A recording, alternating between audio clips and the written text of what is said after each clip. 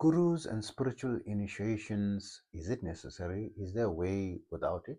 Well, I had my first Samadhi experience at the age of 19. I did not get spiritually initialized or have a guru or so forth. And without doing initiation and spiritual, I'm teaching yoga for a long time. And I freely, even in my YouTube channel, I show you how to follow a pathway to, without, to awaken your spirituality safely and with a proven way, because I've got experience of teaching for long periods, right? For 46 years teaching without a single adverse effect in any of my students to date in over 100 countries, right? So I believe my methods are proven as a result of that from an epidemiological way. I'm going to be discussing that in this video today. And for those of you who like the contents of my video, so please don't forget to like and subscribe if you haven't already. And for those of you who don't know me, I am Osman, hashtag uh, the blind Muslim yogi, and I'm a bioenergy healer on a master level with telepathic healing capabilities, specializing in critical care recovery and terminal illnesses, amongst a host of other physiological, psychological, and even spiritual ailments. I'm also an advanced level yoga and meditation teacher, having been practicing this art form for almost 50 years and teaching it now for 46 years.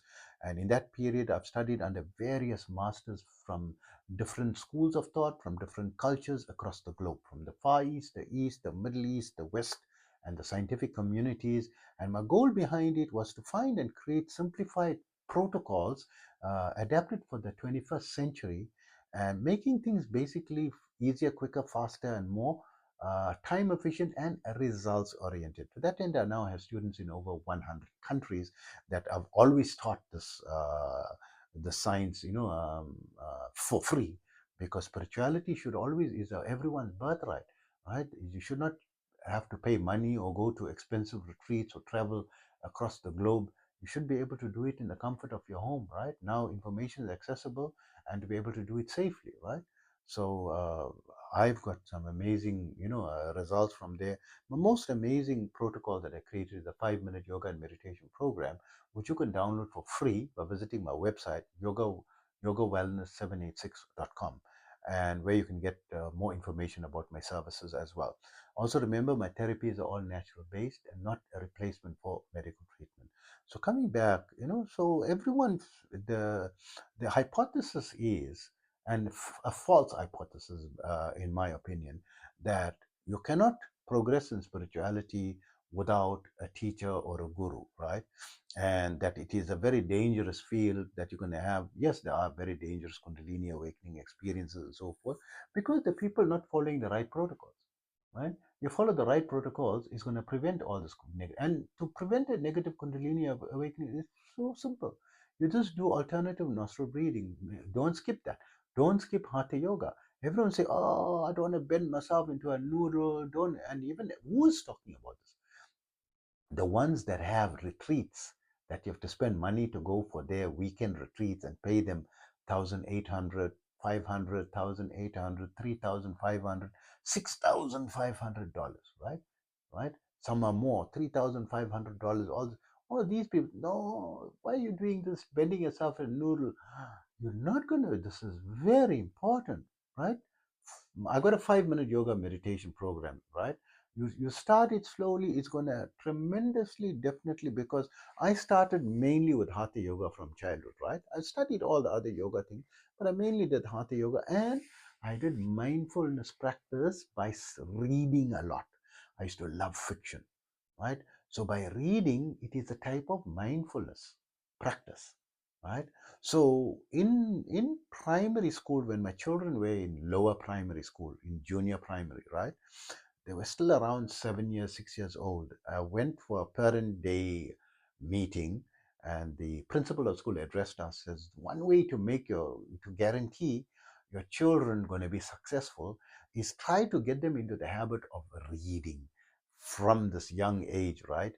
Make sure they read a lot, because if it's a habit that they can sustain, they generally readers who generally read, even whatever it is, right? You're reading fiction, Harold Robbins, right? Steamy books, right?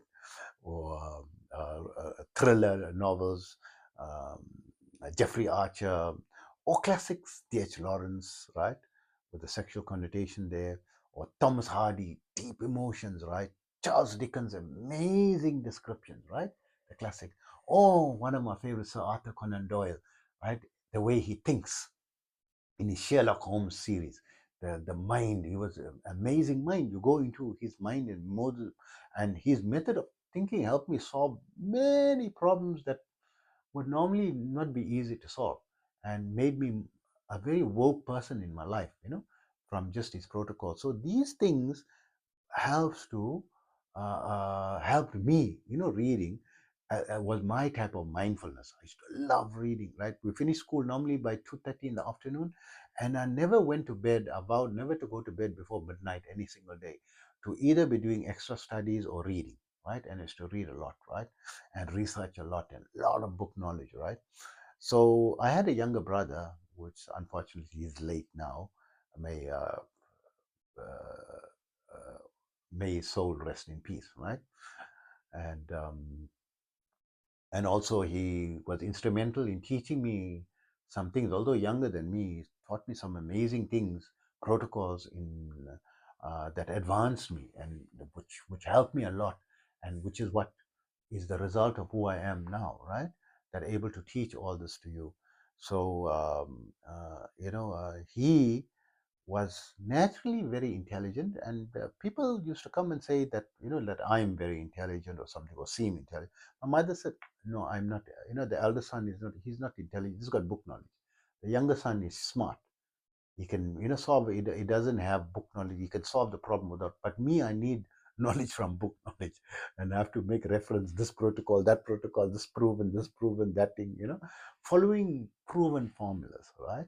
And even though thinking out of the box by trying to stick within a type of system and so forth, right? 99% book knowledge, right? Widely read, right? Also, like for the yoga I'm studying, and spirituality, I studied not only spirituality under the Eastern philosophy, also the Far Eastern philosophies and the Western philosophies, right? And the Middle Eastern philosophies as well, and also the scientific community. I studied widely and tried to see a common ground which is easier, and what is the results of it. Because bottom line, what's the result, right?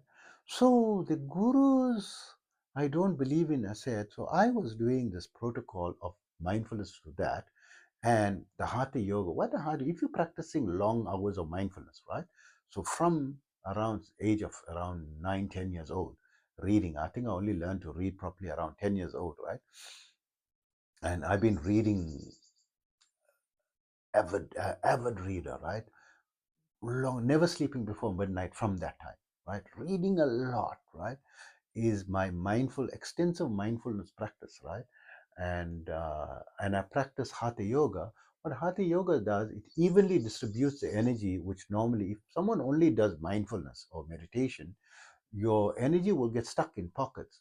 So hatha yoga, bending your body, or tai chi for that matter, if you don't like hatha yoga, tai chi, right, is going to help to distribute the energy evenly everywhere.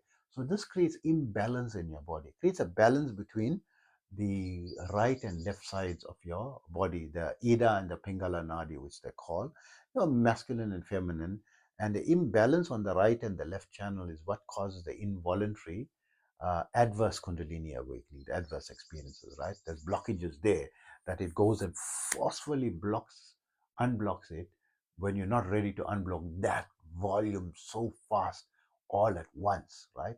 It's too much in, in a small explosion, everything is released.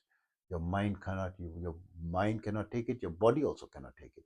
So on the right side, you're experiencing negative. So I was always practicing these two things, this hatha yoga practice, not every day, once a week, let's say 2 times a week, right? And I practiced martial arts for until senior high. And then I decided I need to spend more time in my studies because I wanted to be admitted into medical university, which I did get admitted as well, right? Successfully. And when doing like physical discipline exercise, but although I left martial arts, I always used to go jogging, right? Because I was taught in yoga, this is just flexibility. That's not enough. You must also do cardiovascular and strength training, right? I used to do like home training using, a contraption. That time is we call a bull worker, right? You can try to exercise all the different muscles of your body in your house. And for cardiovascular, go jogging. I used to jog about 5 to 10 kilometers daily, right? In my early adulthood, right? And then later on, I learned, other forms. So this is also type of exercise. You don't have to necessarily go into yoga itself, right? Try to do all forms of, but try to do flexibility training, like Pilates, right? If you don't do yoga or Tai Chi, do Pilates, or do aerobics, or do stretching sequences, right? And keep your spine flexible, right? So do the three types of exercises: stretching, cardiovascular, and strength training. Three types. So if you do a simple yoga protocol, 5 minute yoga meditation protocol, website, free download, right? yogawellness786.com, right? And if you do some, um, add cardiovascular to your strength training, like in your home with your body workout, you just do three exercises: squats, crunches, and push-ups, right? So this is a full body workout, but depending on the rest period in between, so I do 5 sets, right? And usually with squats, I'm doing 5 sets of 200 squats, and with my uh, core, my um, what you call the stomach exercises, right? The crunches, I do 5 variations of crunches: the normal forward crunch, the side crunches, and then the alternate crunches, right? You can google what is alternate crunches, the leg lifts, and then the reverse crunch, right? These are 5 types of crunches. So I do 200 of each in one series of 5, so it's 1,000 altogether, and do 5 sets of the 1,000, right? So of course your stomach increases. I'm doing this for decades, so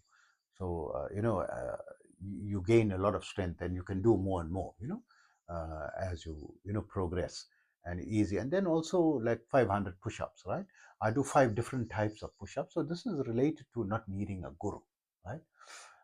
Because all this is going to help you to avoid a adverse kundalini awakening, and also has the effect of awakening your spirituality. So you thinking your spirituality is not it's awakening, right?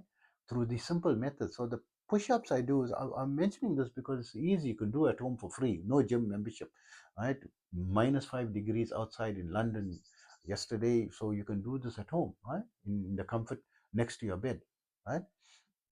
And the push-ups, I do 5 types of push-ups. So 20 of each, right? So 20 is not a big thing. So, but I do it in sequence, right? I do the standard push-ups, the wide arm push-ups, the diamond push-ups, the pike push-ups, and then the shorties, right? These are 5 types. So 20 of each. So five of that's 100, and 5 sets of that, right? So it's 500 push-ups. That's all right. So normally, if you take a 2 minute break between sets, so you can get your breath back. But if you reduce it as you're becoming more and more fit, you can reduce it to just 30 seconds, right? So don't take too long breaks, right? You feel okay, you're good, you're not completely recovered your breath, but you're good to go again. Treat it. You can treat your strength training as a cardiovascular exercise, right? So all these things going to have the effect of your spiritual awakening, right?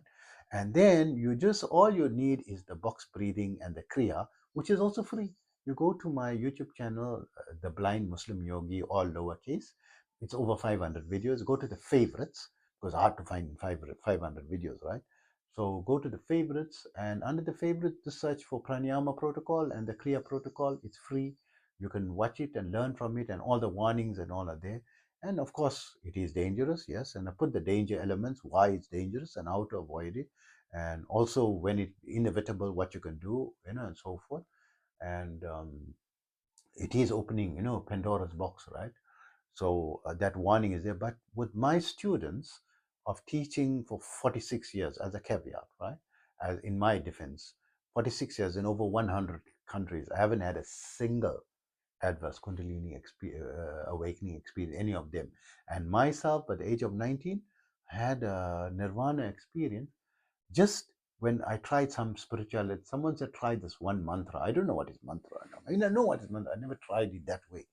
So they told me to try it in a way that's supposed to be, like it's going to take some time, right? Like doing the repetition, for a reasonably long period of time, not just doing 108. Like, that time in that particular mantra was to repeat it. It was a reasonably long mantra, right? It was 16 names, right? 1,728 times, right? To repeat that series of 16. So doing 16 again, one time, two time, three time, 1,700. Initially, it took me almost 3 hours to finish, but as I gained speed and so forth, I was saying. But in my first day, I started to feel the blissful experience, and the blissful experience, the bliss experience that the sign of the samadhi is about to come, start to increase gradually. And within 2 months, I had the full samadhi experience. Bang, right? People wonder how come I was not initiated. How come no one can have this experience without any? And I had multiple when I just sat in a prayer service, right? I go to a church or something when they're just singing and they're praising, and I go into that song and boom, I go into samadhi, into nirvana, and collapse, right? And when I wake up and I can't, and the priests and all that were advanced in this field, wondering how come I'm achieving these things. I'm not even initiated, right? I'm not. I said no. I used to practice yoga, from young. They were attributing, but I wasn't doing yoga like how people are doing it. Like how I'm doing now. I'm doing it every day, like professionally, right? That time I had a normal life, right? I was going to school, playing tennis, doing martial arts, doing my homework, reading, playing games, watching television, normal life. I didn't find myself to be highly spiritual or anything, right? Just reading a lot and occasionally minimum once a week.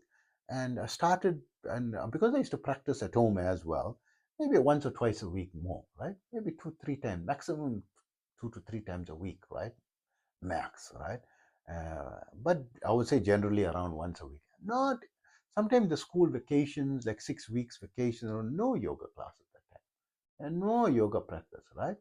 And along the thing. So I wouldn't say the hatha yoga itself did it, but helped to balance, because the mindfulness was just in reading, right? That it awakened in me, right? When I just did one spirituality of the mantra, right? It just easily awoken. So would your discipline, your physical protocols and reading, or you spending time on your handset, this is all types of mindfulness, and you're adding exercise, right? Whichever form, and if you can do it professionally, like with the pranayama or kriya, this is deliberately meant to awaken your spirituality, right? It is free. You can awaken. No need for initiation, no need for guru, no need to go and get initiated and be under his disciplic succession and follow. These are the rules, sign that you're not going to break these rules.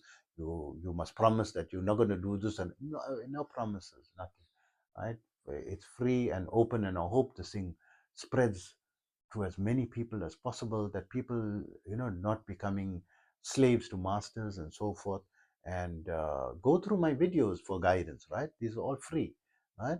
Whenever, whatever, like you like, right? And I try to keep all my videos according to what I experience, and you don't have to take a flight to go to the other ends of the trying to go to the Himalayas looking for the spiritually elevated people and all that. More than 90%, maybe 99% are charlatans and scam artists, right? There's probably 1% genuine ones, but the genuine ones, they only have knowledge in one school of thought, and they think what they're doing is 100%. That's the only way, right?